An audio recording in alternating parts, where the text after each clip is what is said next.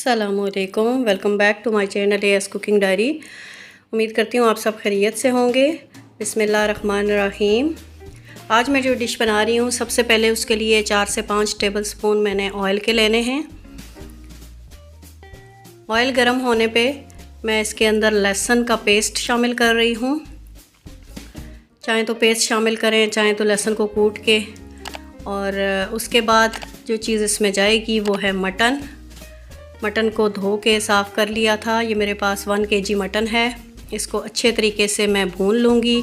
उसके बाद इसमें अदरक डालूँगी, वो भी मैंने कूट के रखी हुई थी।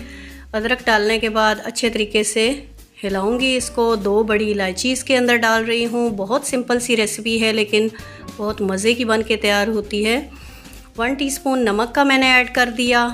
तकरीबन 3 से 4 टमाटर वो पीसेस करके इसके अंदर डाल रही हूँ।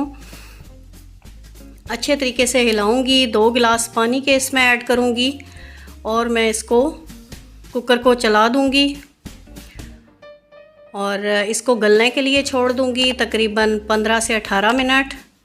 जब 15 से 18 मिनट हो जाएंगे तो हम इस कुकर को खोलेंगे।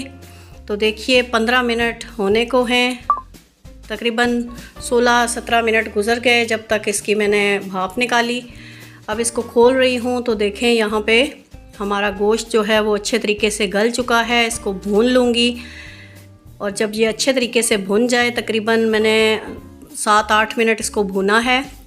उसके बाद लच्छेदार प्याज काट के इसमें डाली, हरी मिर्चें 2-3 उनको लंबाई में काट के डाला।